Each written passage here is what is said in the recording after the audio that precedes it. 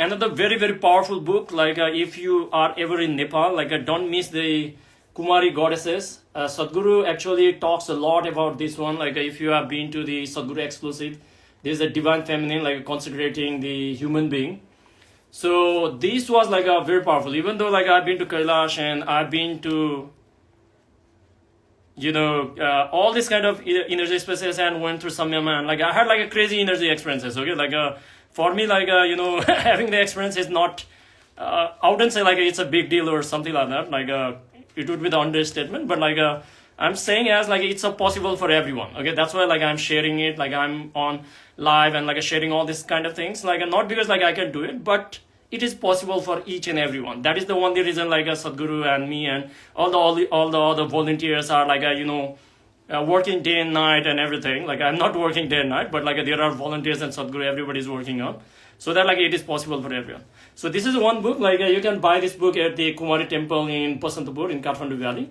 So there are like 4 or 5 temples where you can actually find the Kumari. Okay, there's not only a single Kumari. There are actually at least like 10 Kumari deities. Okay, which basically means like a child, a virgin deity, like who is not reached to the adolescence or who had not get menstruated.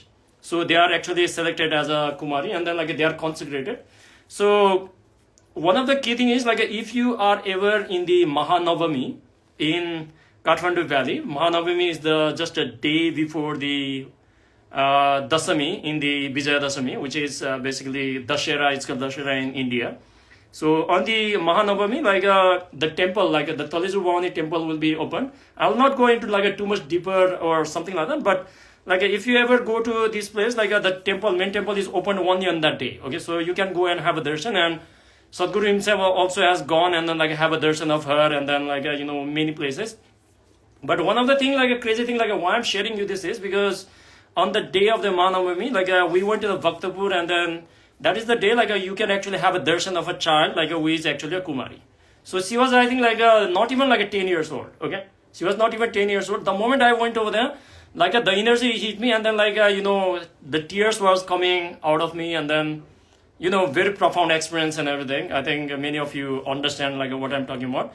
But like it was not only the experience, but like at that time, like I had the clarity on Sadhguru talking about like consecrating everybody. And I think like all of you, like who is actually joining in now, all of you are like initiated by Sadhguru. That basically means we are all consecrated just like the Kumari. Okay, but at the moment, like one of the challenge, like what I've found, the clarity of what I've found is like when a child has not reached to its maturity or adolescence, the energy is actually one direction only. It's like only working towards the growth of the body only. Okay, but the moment like the adolescence comes in, and then just like Sadhguru says, like hijacked by hormones and everything in the technical word, what Sadhguru says, now majority of your energy is like actually going towards the opposite sex. Okay, so like just to create keep this body alive and everything. Because of that reason, I think one of the reason like maybe they actually choose the another